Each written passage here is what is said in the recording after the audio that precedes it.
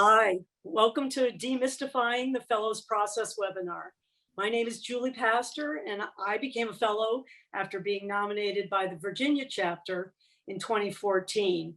I've been the chair of the chapter's FAICP committee for about three cycles of the nomination process, and I'm currently a member of the College of Fellows Committee. I'm also serving on the FAICP pipeline and nomination process task force. And in all of these outreach that we have done for these efforts, we've frequently heard from folks that, that there's a lack of transparency or really an understanding of the process to become a fellow. So we thought maybe a webinar would do the trick. We could bring together various perspectives of the nomination process and provide some tips and insights on what distinguishes the successful nomination. Specifically, we have a panel of fellows who will speak from the nominator, mentor, nominee, and selection committee perspectives. They're going to introduce themselves and then provide their insights in the webinar pre-recorded segment. We'll then come back live to answer some questions. And so I really encourage you to use the chat feature or the Q&A feature and leave us your comments. So enjoy. Hello, my name is Libby Tyler, and I am a member of the California FAICP chapter committee. And I have a lot of experience as a mentor for FAICP candidates, and truly thankful to the mentors who helped me through my nomination, and happy to be paying it back ever since. I've been involved as a mentor and committee member for the Illinois chapter, California chapter, as well as the Women in Planning division. And I've picked up some tips along the way. I think what's most important for chapters is to have a strong committee.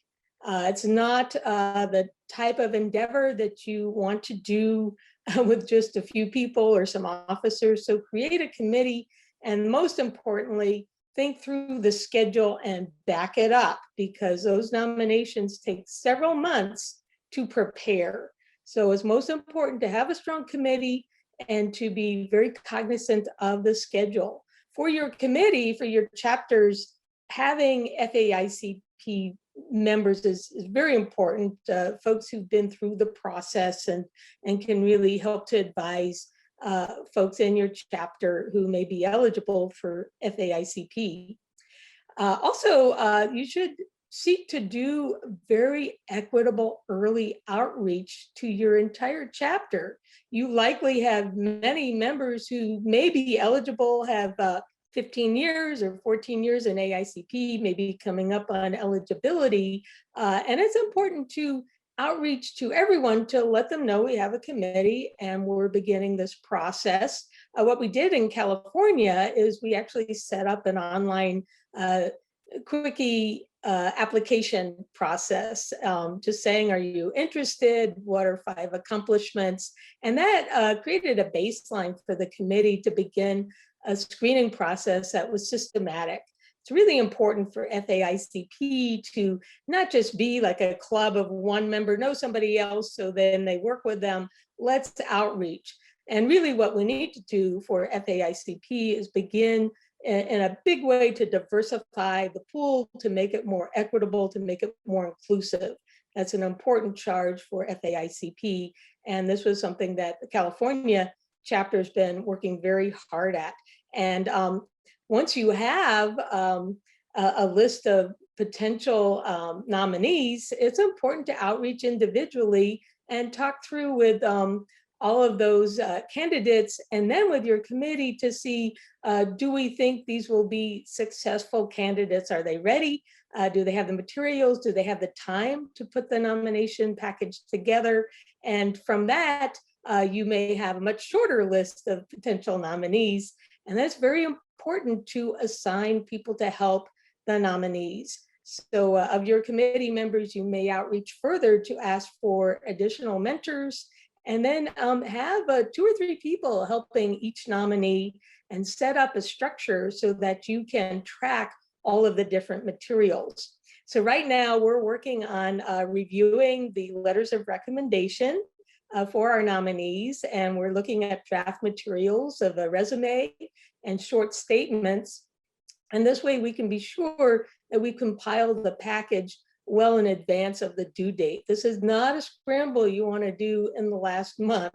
So this needs to be backed up, like I said, 2 to 3 months before, when you're finalizing those packets, because a nomination letter from the chapter is very key. It needs to be thoughtful. It needs to tie into the other materials in the package and highlight and resonate with the major points that are made in the package and in the letters of recommendation. To me, the most important thing in putting together a successful FAICP nomination is, what is the story? What is the story of this individual? We need to understand things in a narrative form, as well as all the many detailed accomplishments that our members have. But what's the arc? What was the pathway that this individual took? How did they make a difference? How did they provide service to the community and to the organization? Who did they influence? How did they change places? This is a storyline, and it's going to be like, we look for 5 different major accomplishments. Were those significant? Were those over time? Were those enduring? And it's really very gratifying to work with nominees to discover what their story is. And oftentimes it takes an outside party, a mentor, an editor, to really discover that story and to build that narrative through the application. We know we get many qualified applications for FAICP, so it can be a challenge to stand out above. And many times it might even take more than one round of nomination to become successful, because we have so many excellent nominees in FAICP. So those are my major tips. Get organized, get a great committee, get that schedule, break it down, do assignments, track people, and then don't forget to keep records. Some of the chapters are less successful than others, so it's important to keep a record of where did we go wrong, look back, and then seek to improve your track record of success. And I think the chapters that really take a strong interest in FAICP as a point of pride are often the most successful. So think about that as well. So those are my tips, and I've enjoyed talking with you, and hope to see you soon. Hi there, my name is Corinne Wendell. I am the chair of the Women in Planning Division for APA. And every year since 1979, we have been uplifting, empowering, inspiring women in the planning field. And a part of that is our passion for FAICP. We have been kind of on this journey since FAICP began over 20 years ago to have more women be a part of that induction process. And so we really have been coordinating and putting together our own FAICP committee. We've been supporting women and their nominations every single round for FAICP. And really what we're looking for is to have applicants have a wonderful process. To have a great FAICP process, we look for that person to have a great mentor, someone that could lead them through the FAICP nomination process. It's several months long. We look for the applicant to be plugged in to their own network, to APA, to the division, to gain that insight and what that selection process is going to look like. We ask that our applicants be their own advocate. That's so important for them to have their own story and to have that confidence and for it to really carry through in their application. We also want to make sure that we build that nomination package and that it shows all of the outstanding work of the applicant. And we also take them through the nominations process. We want our applicants to have a successful nomination. We want them to have a huge body of work that really encompasses everything that they've done so well across their entire career. And we really focus on all areas of their accomplishments so that when they are in the selection pool, they really rise above and that they can be selected as part of that nomination class. And so Women in Planning has really been a part of this all along, and is something that we continue to be passionate about and something that we really focus on. And so we ask for anyone who wants to be a part of our division and also to be a part of that nomination process to reach out to us. We have actually had women reach out to us to nominate them for FAICP who haven't been a division member yet. Like they, sign up the next day. And so that is definitely a part of our outreach. I think not the barrier, but the work that goes into making those packages is so intense, which it should be, because that's, it's prestigious FAICP. But we do have people that we have a part of our committee. So I think right now we have 3 or 4. And then we actually have women who kind of sometimes they pause. They say, oh, that's a little too much work right now. And we actually have a woman in our group right now who did pause 2 years ago, and now she's ready to go. So we definitely invite anybody who wants to, come into the division and then kind of advocate for them to be nominated. We take a look at our membership list and look at who is AICP qualified. And then we go through the entire list and we email out to all of those members. And we ask if there's anyone that they know that would like to be part of the, selection process. We try and just expand it to as many as we can, physically handle. And then we match them with those mentors and do that additional outreach. And the members who have been inducted then into FAICP, currently they're actually working as mentors for us within our committee. And so it's really been this great cycle of support within our division. We oftentimes have people who want to know who is FAICP in their area. And so we utilize our membership list to give them access to those emails and that group so they can, either meet in person or have small groups to be able to get acclimated with what, becoming FAICP means. So they can gain mentors, not only virtually, but hopefully in person so that they can, have that connection piece. And then we do ask, can you then, help us on the other side, once you become FAICP, can you reach out to your network and can you, give us insight into, who can be FAICP. And I think that really just bodes well, not only for our division, but it really, I think just enhances the process itself. And also kind of pulls that curtain back. I think it just shows people, what's happening, and through these webinars, how do I know more about FAICP, who is a part of the, selection process, and through the AICP commission, what are the nuts and bolts? And I think through that conversation with our members and then our, FAICP folks, and then people that are going to be on our nomination committee, just really gives that full circle effect. And so we rely on the insight of others to tell us what we don't know. And that is so important. And that's something that we're always open arms, like as many people that want to join in on this, we are ready. Hello, I'm Ron Littlefield. I have been an AICP since they started AICP. There's a certificate back there on the wall that says I'm a charter member of AICP, and I've been a planner for even longer than that. So I'm one of those old timers that's been around a long time. And to further introduce myself, I guess in my last planning position, I was mayor of Chattanooga. So that should make me immediately suspect among my planning friends, as it often did. But I want to encourage the people that are considering the fellows program, who are looking at the fellows program in their jurisdictions, to be a little more aggressive about it. I live in a state where there are only 4 or 5 fellows. And I think that's because there's a misconception out there that there's a limit on states and on jurisdictions in appointing people or nominating people to the fellows program. I was selected based on letters from 10 friends in various states and various jurisdictions. And I know there are a number of planners out there that are in that same position.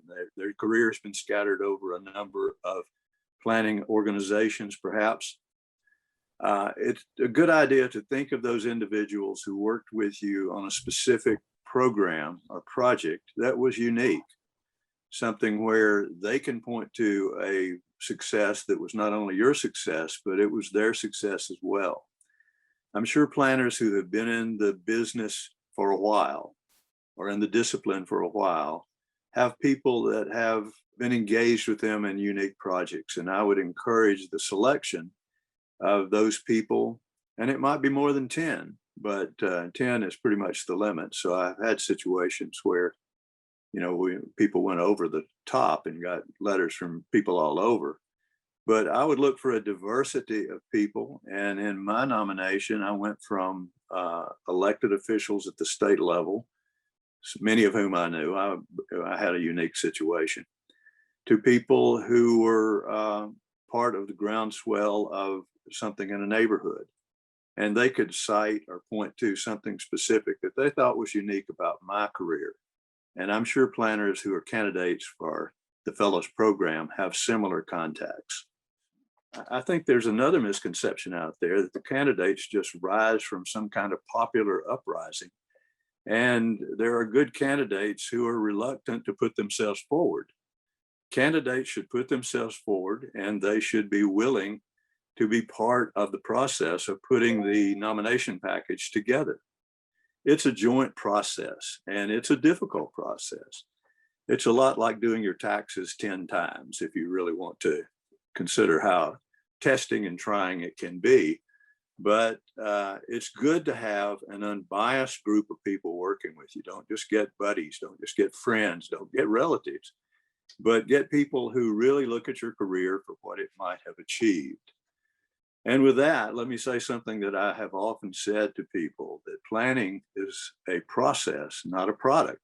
It's really, what did you accomplish? Did you change minds? Did you move a community in a certain direction that was perhaps a better direction? Or did you permit enough public information to take place that it produced a product, if you will, after saying planning's not a product that was that reflected the will of the people involved.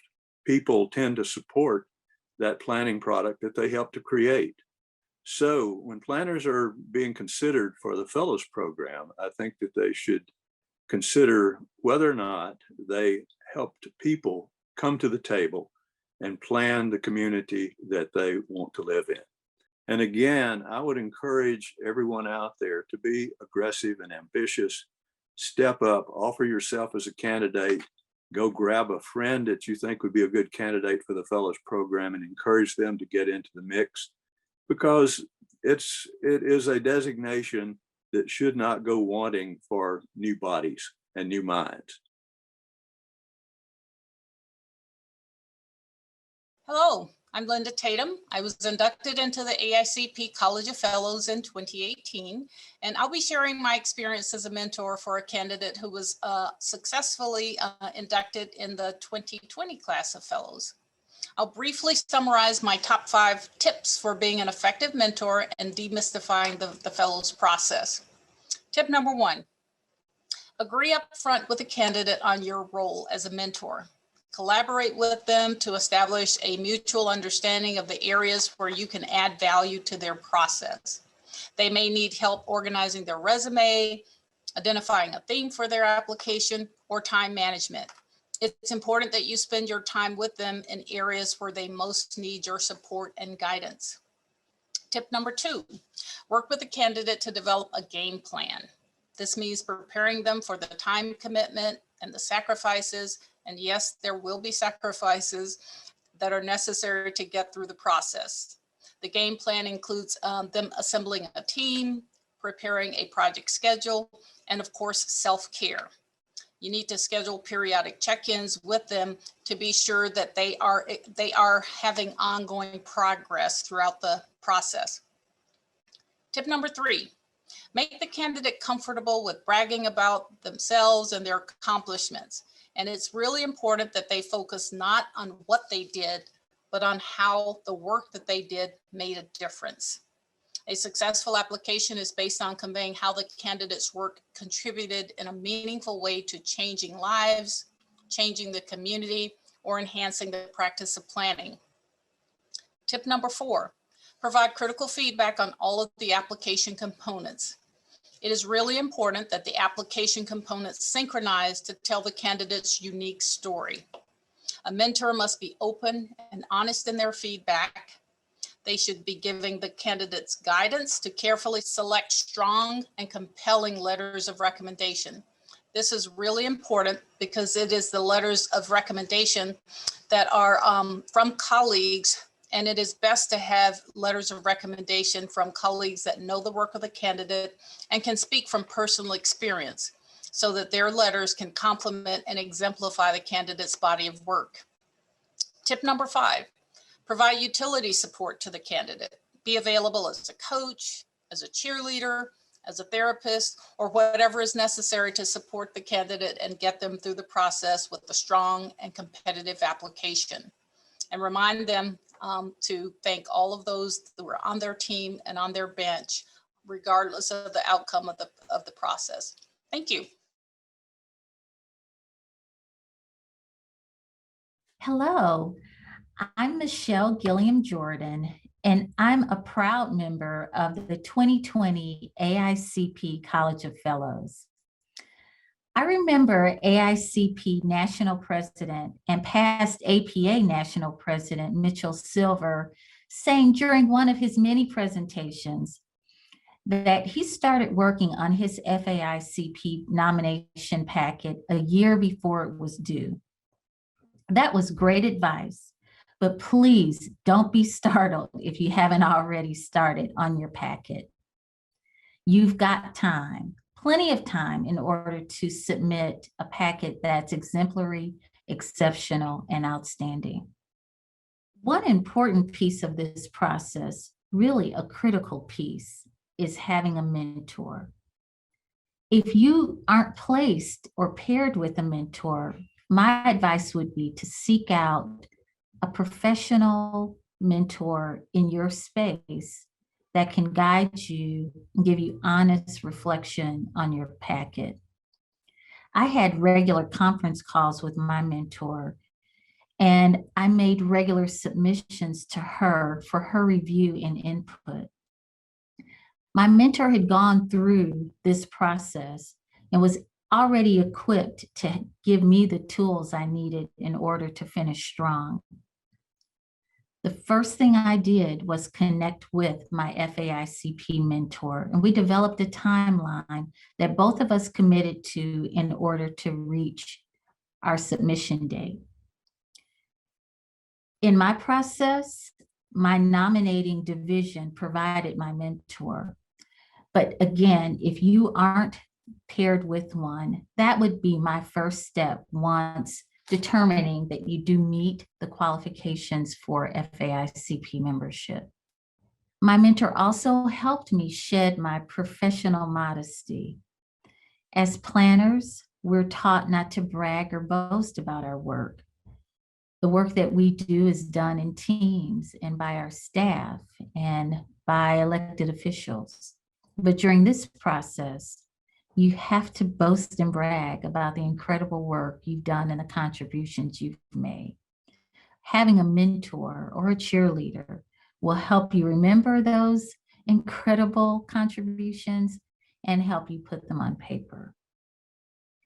The one thing I had to ask myself was, what has been the impact of the work that I've done throughout my career, and how do I put those words on paper? And with the help of my mentor and professional colleagues, I was able to do that, and you will be too. I am Charlie Compton, a member of the 2018 and 2020 selection committees. In the 2018 cycle, there were 99 nominations, and in 2020, there were 93. Each of the 5 committee members reviews, evaluates, and scores all of the nominees, a meticulous and conscientious 4-month process that ends with final selection meetings held over several days in Chicago. 2 members of the selection committee are always carried forward from the previous cycle to provide important continuity and experience. The nomination guidelines discussed today provide an excellent recipe for creating the 5 sections of a nomination package. Each of those sections is evaluated and scored by each committee member. I would recommend looking at the suggestions found in the helpful hints. Also evaluated and scored are the 5 primary criteria listed on page 9 of the guidelines. Those 5 criteria provide the most important guidance in the preparation of a nomination package. They will help you understand what is meant by exceptional and sustained leadership, innovation and excellence, exceptional accomplishments, significant roles, and legacy for the profession. They are ultimately the basis for approval or disapproval. And don't forget that prominent trait that defines fellows. They give back to the profession for the advancement of others.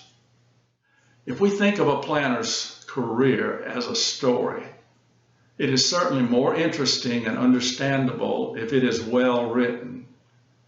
For the selection committee, a good story is a comprehensible annotated resume that chronologically lets the reader experience the key moments of the nominee's career. The endorsement letter and the one-page narrative statement are like the author of a book telling you the ending of a story before you have read it. Only in this case, that is a good thing. However, the story then must be as good as the perceived ending. And good letters of support add credibility. Each of the 5 committee members is additionally assigned 1/5 of the nominees for the purpose of leading the discussion on those nominations during those final selection meetings.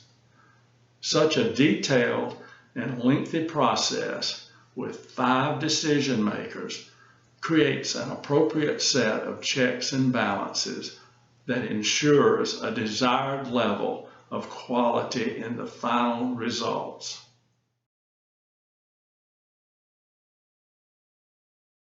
Hi, and we're back live now, and I'm going to turn it over to Hazel Edwards, and she's going to lead us through the Q&A. Thank you, Julie, and thank you to all of the panelists. I'm Hazel Edwards, and I'm a member of the College of Fellows Committee. I am a part of the Fellows class of 2018. So we had quite a few questions come in beforehand, and I see that there are a few in the Q&A, and just remind everybody to please put your questions in the Q&A section. So I'll start, Charlie, I think this is a question for you. This is from Miguel Vasquez.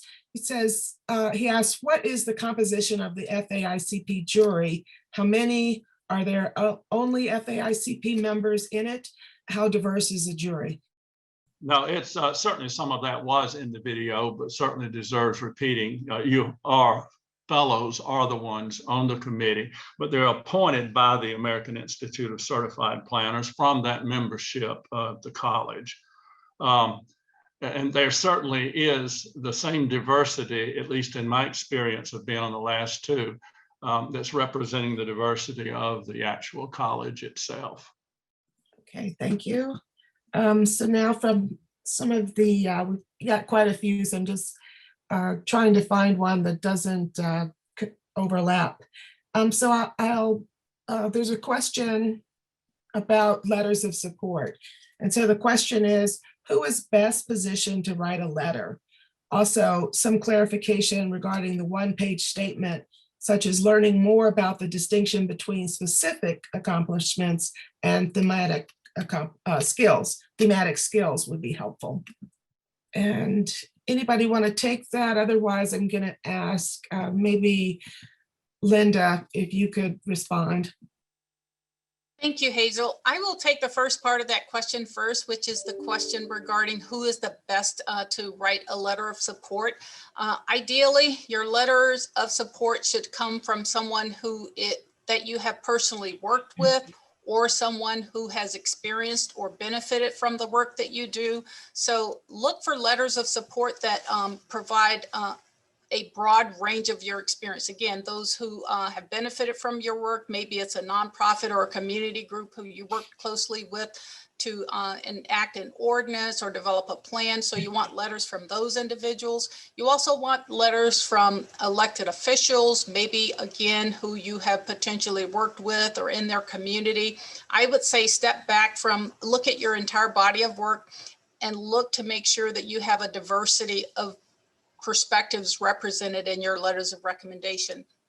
Elected officials, communities, nonprofits, colleagues, professional organizations. Again, you want a diversity, but it really should reflect their personal experience or knowledge of having worked with you, because what you want those letters to do is to demonstrate your role in a specific project and how the work that you did made a difference to that community, to the practice of planning, or something very specific. So I'll leave the second part of that question to someone else to answer. Thank you, Hazel. Yes, so for the regarding the one-page statement, what's the distinction between specific accomplishments and thematic skills? I can try to answer that. So you just have one page there, and in my opinion, the skills are demonstrated by the accomplishments that you talk about, the achievements, the accomplishments, paying attention to the criteria. It should be obvious from that that you're a great presenter and writer and mentor and supervisor, communicator, all those things. I think that, there's space limits on all of the portions of the nomination. So you want to demonstrate those skills specifically by talking about your accomplishments. There may be some very specific things, technical accomplishments, perhaps. Say you're a technologically savvy planner, and that should be obvious that those are your skills by talking about the accomplishments. I would just add one thing to what Libby said. There was a major change done a couple cycles ago that was specifically to make the one-page narrative statement be really to the point. And the idea was that these 5 things would be distinct. So the idea was not really the thematic thing, as Libby said, that you're going to have that through your narrative, through your 10-page annotated resume. But really the opportunity here is, and Charlie said it at the end of his presentation as well, is the story's been told. Here's what you got to remember. Here are the 5 things, and they need to be 2 lines or, really succinct and to the point, and not repetitive. Thank you, Julie and Lee. Okay, in the Q&A section, there's a question, there are a couple of questions specifically for Charlie. So the first question, Charlie, is the 10 AICP member nomination frowned upon? In my chapter this year, 27 AICP members were considered for nomination and only 7 were selected. This puts people at a disadvantage if they apply on their own. What are your thoughts on that? I can tell you that the manner in which the nomination arrives is the least important. It's irrelevant, and generally, you get way past that, you don't even realize where it got started, whether it's a chapter or whether it's a division or where it's directly from AICP members. I can truthfully say, going through 2 cycles, that really does not matter how it gets there. It is your career. Is it of fellows caliber or not? Okay, thank you, Charlie. The other question specifically to you is, you had mentioned the numbers before. Can you tell again how many in 2020 and how many candidates and how many were selected in the last cycle? I can give you the last two cycles. I gave you the numbers that were in. I don't have the exact numbers, but in both years, I'm pretty sure it was in the 60s. Now, I would encourage anybody that is tuned in today, there is a fantastic on the website, a set of details that the staff has put together that shows all of the years, breaks it down into all of the possible categories, and it'll tell you everything you want to know about the breakdown. I would like to mention, though, with that specific question, the very first stuff, way back years ago, you can well imagine that first year or two, there was a success rate at maybe 70, 80% for a few years. Then when you got that backlog of people that didn't have a fellows project, it got much lower. I mean, it wasn't that anything was different. It was just the candidates that were available out there. I would say, though, it's been pleasant to see that the last 2 years have actually elevated in terms of the number of successful applicants. And it's not a change in the evaluation process. It's been nice to see that we have that many more. And obviously, based upon the support you get, if you're in a division or in a chapter, or you have other AICP members that know you, that makes a great difference. You know that Linda and I are the class of 2018, and I know that there were 64 people who were elected to membership. I think there were 100 or a little bit over that. It was like 99, I think, in that year. And you got this, I knew it was in the 60s, but 64. Yeah, 64. And the next year was 93 and 60 something. Could I question about the 10-letter nomination process? Please. Because we have a situation in my state, and I think it's probably the same situation that is found in other states and chapters and such, that they have to focus their attention on 1 or 2 applicants. And we only have, I think, 6 FAICP members in Tennessee, and one of those is deceased, so it's down to 5. And 2 of the 5 were nominated by the letters process, by the 10 nominations. And I was talking with the other guy. I was one, and the other guy, who I do not know, but he was a more recent appointee. We had the same experience. The people who at the state level are overseeing it had already committed to somebody, and I thought, well, we can't commit to anybody else because we've already committed to them. Their job is to endorse people who should be qualified for FAICP, and it's not anything where it's a contest between this person or that person. I was glad Charlie said what he did, that once you get to the table where they're considering you, they're not looking at how you got there. And I think that there are probably chapters and such that are holding themselves back and holding good candidates back simply because they think they're limited on how many people they can put forward. And that needs to be addressed. That's one of the barriers that I think might be keeping some communities from having FAICP people in their community. I'm going to go back to the pre-sent in questions, and several of them actually relate to different practice areas, and so they're about 5 questions. So I'm going to try to put them all together. That basically, what makes you stand out, particularly if you're from a small town or rural area? How would planners, especially those in the public sector, be nominated? And then other questions pertain to non-traditional planning applications. And so let's see, Libby, do you want to take that one? So can you summarize? You're asking about nominees from non-traditional backgrounds? Yes, or a range, yeah. I do think that actually that can be beneficial because it helps you to stand out.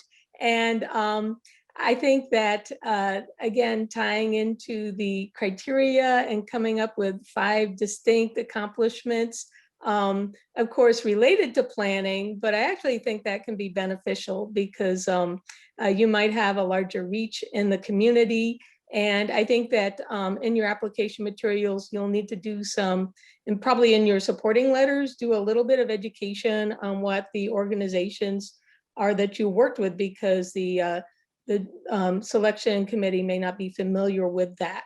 So it's an opportunity. I think as you look ahead to doing a nomination package, say you're looking 2 years from now, think about adding some more traditional planning participation to that, just to add some confidence. So perhaps, write an article for Planning Magazine, or present at the conference, or get involved with the division or the chapter, and that will help a little bit. But I would definitely encourage non-traditional planners. I think that's one area where we need to diversify FAICP, the profession in general. So I would definitely encourage that on any capacity I might be involved in with the chapter. Thank you. And Hazel, this is Linda. I would just add on to what Libby just said, that pretty much everything she said would also apply as a small town or maybe a rural planner. You might think that, gee, this work isn't reaching a broad group or a large population because you come from a rural area, but it's the importance of the work that you do in the communities where you work that makes a difference. So I like she said, I think there's something of an advantage, frankly, because you're competing with a smaller group. So I would say that I would certainly encourage rural or small town planners to focus on the work that they do. And again, it's not the plan that you develop or the project that you successfully complete. It's really the project and how it made a difference in the community, whether it did something very specific in terms of enhancing the lives of those residents of that community, or if it changed a planning process in the community, or enabled and extended the outreach or advocacy in those communities. So focus on the results of the work that you did, not just the project itself, but talk about how it made a difference, because that's where the rubber hits the road in terms of your application and the level of excellence that that the committee is looking for. And same thing, even in a rural or a small town community, it's often challenging to be really engaged in APA and the organization itself, but your work on committees that you can do at a distance, it really makes a difference. And I think it can it can be a really good way to supplement your actual work, is your engagement in APA. So thank you. Thank you, Linda. So next question from Ted. The FAICP process seems to favor those who stayed in a single community for most of their career. Is there consideration for people who have worked in a variety of communities, such as a consultant? I've been in the public transit field using my planning skills. I've been more involved in transit associations and less than in APA related. Is there a detriment? Again, I want to chime in on this one, because I have had both. And I think that just as Libby and Linda indicated on the small town or small, I mean, it gives you a different kind of edge in a way. But I mean, I was both in private practice for probably a third of my career and 2/3 public. But I think it really, it enriched my application in that way, to have that diversity. And I would definitely not discourage you just because you have one type, and I don't think that there's a preference.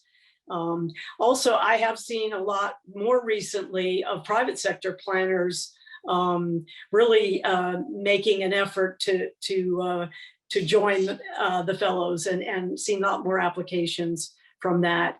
And I think, and I believe it was Ron made the point in his presentation about the whole process of people who have moved around in their careers. The 10-letter approach might be best for them, because really, you know, they don't come to the chapter really involved in the chapter, so they have a hard time in that regard. You might have a little better regard in the division if there's a division that works for you, but really that 10-letter process really helps you in that regard because you've had so much experience and such a diversity of experience over time. Thank you, Julie. Next question from James.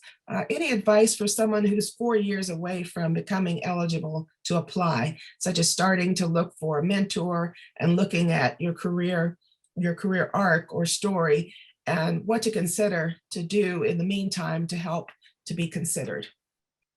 I'd be happy to take that too. I would start getting my story down on paper. You know, you're 4 years away, so you're able to go back and really reflect on the projects and activities that had the greatest outcome and start documenting those and remembering, you know, who you partnered with, because those will be the people that you really want to support your nomination packet when the time is right. I think in my statement, I said Mitchell Silver said he started a year before. Now, you know, someone like Mitchell started a year before with his vast experience and his career highlights. All of us, you know, can learn a little bit from that. So you are in the right place and time, I believe. If you're 4 years out, start looking at ways that you can, you know, volunteer for projects that are brought before you in your place of employment right now.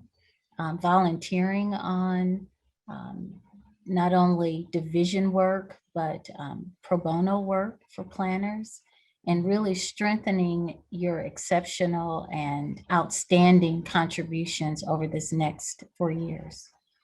Libby, can you address do a little public service announcement for the task force and the whole encouraging people to start thinking about growing the profession from a while back? I mean, trying to get it from, get people started early, even earlier. Oh, yes, and I'm encouraged in some of these webinars that we have, I can see in our questions, we have people who are even early in their career or mid-career thinking ahead.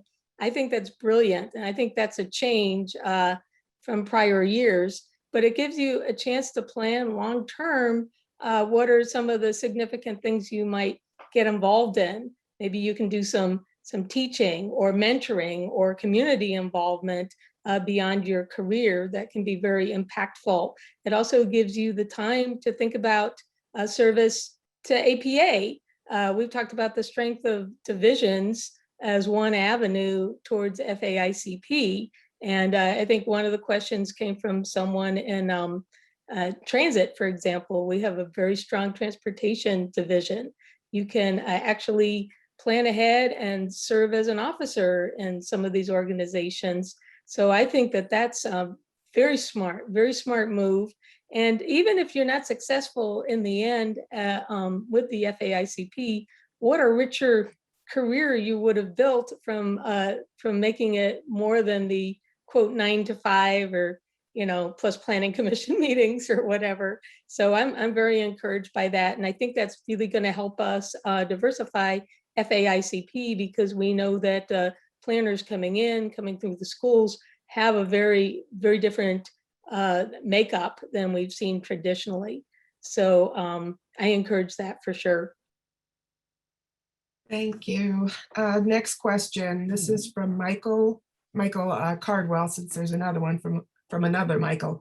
So he has two questions, and they are, I'll read the second one first, but Michael states the Indigenous division was disbanded by APA in New Orleans in 2010. I am nominated by my state chapter, but would it weigh against me that my division went away? I don't know whether Corin, you want to answer that, or from your perspective with the division. Yeah, and I think most would be hopefully in agreement that, you know, that wouldn't be kind of held against you in terms of an application. A lot of the APA divisions, we have a lot of different newer ones that are coming into our division pool. I think we have 22 plus our special interest groups. And so it's ever evolving. And so if that was at one time a division, and maybe it'll come back again, that all is just a part of the story. So what impact did you have within that division, and how did you contribute, I think is the most important. And whether it still exists today, there's a lot of probably organizations that we're all a part of that were, once robust and maybe not so much now, but that's just a part of the story, and something that you don't have to focus on either, as putting that as part of your package, to be able to just say all of the positive contributions that you've had, I think is the most important. But I'll defer to anyone else if they have more insight into that, but it's really just a part of your storyline, I would believe. Thank you. The question from Michael Southard, has FAICP considered how they could provide guidance and outreach to smaller chapters who have very few members?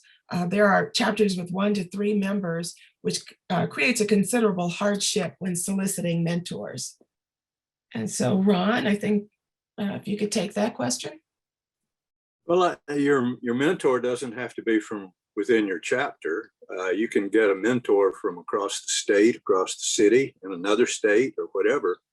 I was inducted in 2016. I had to look back at my records to see when it was. All you folks are younger than me. And then in 2018, I served as a mentor for a fellow that I knew, but he was from Florida, but I had known him when he was working in Tennessee. And so we would meet from time to time in a restaurant somewhere and compare notes to see if he was on track or whatever. And he was successful. So to me, that's having a small chapter. It shouldn't be a barrier.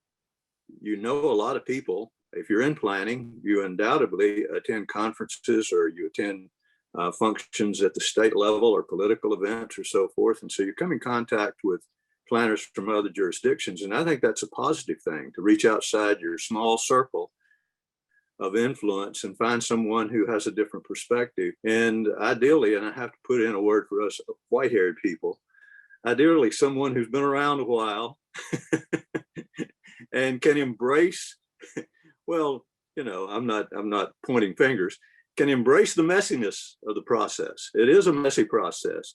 And someone who's been around a while knows how to boil it down, perhaps, and to ignore the things that are not going to be the make or break parts of it.